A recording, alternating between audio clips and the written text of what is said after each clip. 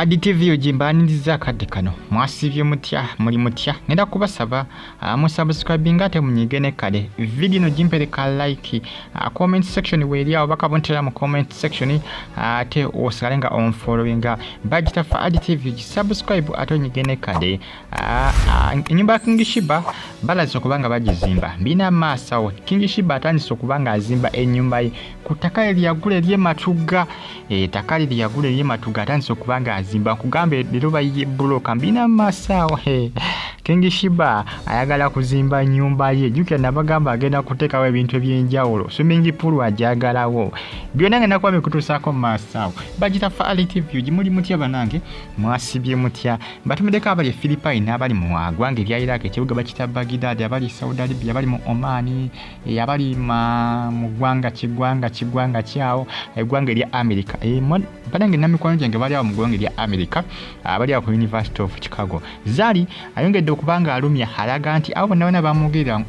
abasalanga omugambo nti yene Shakibu bayawukana abalagiddeko bwerere era nno munnange afulumiza ebifaananyi nga afumba aboobeza ng'aboobeza ali mu kuteekateeka byakulya bya mwami jjukira omugambo gwatokomokanga ku social media nga bagusala nga bagamba nti Zali ne Shakibu bayawukana kumbe bakyali bonna King Sheebah mulina maasawo era nga munnaye ennyumba etandise okubanga ezimbibwa ngenda kwanda kutusako mu maaso wabula kansuke nve ku Zali Asani mukyala wa Shakibu amanyikiddwa mwami abamu bamuyita mwami Lutaaya munnange yayongedde okubanga alumya awo yabadde asiika kyennyanja yagambye nti abo bonna basasanya omugambo nti ye ne Shakibu bayawukanye banoonya bintu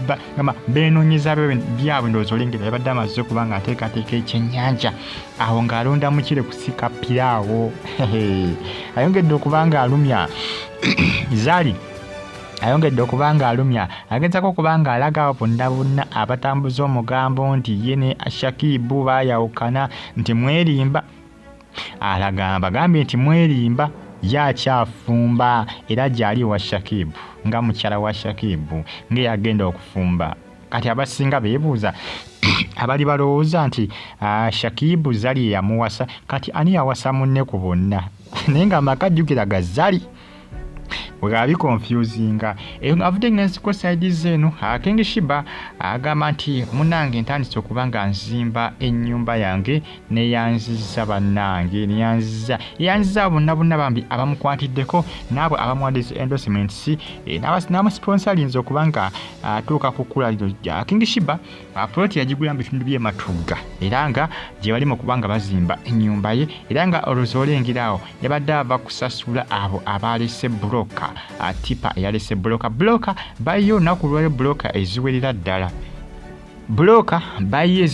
olunaku olwaliro era nga zibadde nnyingi bayiye nnyingi nnyo olunaku olwaliro ebitundu by'e Matuga munnange ennyumba batandise okubanga kolaki batandise okubanga bagizimba King Sheebah ali serious kika nabagamba nti King Sheebah ajagala tuka omwaka ogujja ogwa 2024 ennyumba yo bwe banaabanga tebawumuddemu wadde ejja kuba ewedde gyezidde ennyumba zibazimbira mu wiiki ebiseera esinga omuntu oba ne ssente zo osobola okuzimba ennyumba mu wiiki oba mu wiiki singa 2 negwa ne bagisinga langi ne bateekamu ne tiles byonna King Sheebah ateekateeka kubanga azimba ennyumba ye ku sipiidi etagambika era n'agamba nti buli omu ajja kwewunya kubanga ayagala azimba ennyumba ye mu design jjukira yafuna abakola ki bayita ba architecture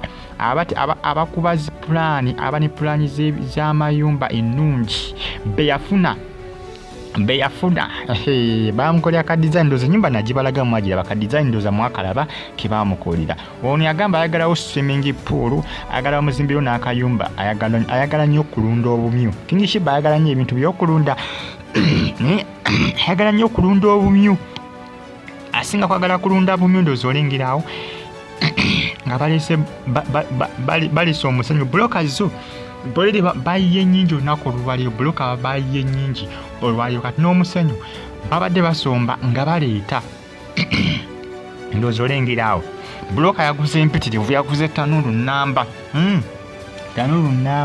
ndowooza olengerawo nga ali mu kusasula wa Bulooka nga oyo amusasula kola kikumumalayo tanulu nga yagiguze yonna nnamba ozolengera abakulamu ndozolengera abakolamu engeri gye bakikwasaganya mu King Sheebah wuyo naye yakolamu endorsement zaafuna tezifunika muntu agakolamu kampuni okwesiga oba wakolamu King Sheebah yakolamu ennyumba bagitandise okubanga kolaki bakitandise okubanga bagizimba munnange byebyo bagita fa additive gisubscribe atonyigende kalembe bazambagamba nti muli bamaanyi abali Saudi Arabia mu kibuga Riyadh abali mu Oman abali amugwange lya Qatar mu Doha mbatumedeko mbagamba nti muli bakabe n'abali Uganda mbatumedeko abali Jinja abali mu bitundu bya Arua mwana mwala amanyikiddwa nga Opio Sharuwa ali mu ggwanga erya Arua nkutumedeko Opio bali kubanga ofollowinga Faadi Tifuge King Sheebah bwato wasisudde wa matafali sente enge ennyumba yo bali serious n'okubanga bagizimba bali serious okubanga bagizimba era nga bali mu nteekateeka ey'amaanyi King Sheebah kwegamba agitandise n'amaanyi mateeka gamba 2024 ateekeddwa okubanga ayingidde ate nga byonna biwedde tiles nga bataddemu swimming pool ajagala ne swimming pool oba yaliguze okuba kale jacuzzi ya bbeeyi jacuzzi eyinza okunyumanyumawo yali mukodde jacuzzi kubanga saa zino jacuzzi ziriko ne swimming pool zigenda zigwa kwasaniza bathtub zigenda zikolaki zigenda zigwa essaawa zino jacuzzi zeziriwo lwakubakalira bathtub yalayisiko ku jacuzzi ne swimming pool yalayisiko ku jacuzzi ate awo King Sheebah muleye yanamanya kyalaba yagadde okulaki okubanga ateeka ku nnyumba ye kubanga swimming pool kale yiba yalayisiko niyijjukira nayo ajagala kugamba ayagala azimbe ennyumba yakayimba ke nga sikanene nga kalabika bulungi gye buli obuyumba okubeera obutono va ku bino eby'Uganda olinazimba namudondolo w'ennyumba tagimaze ng'agyesawo nagalaali terimu madirisa nga yazimba ekinene nga tajja kisobola so nga ate oba osobola okusooka n'okola ki n'ozimbako akatono n'okola ki tomanya gye bujja oyinza okukola ki oyinza okuzimba ennene esinga ku eyo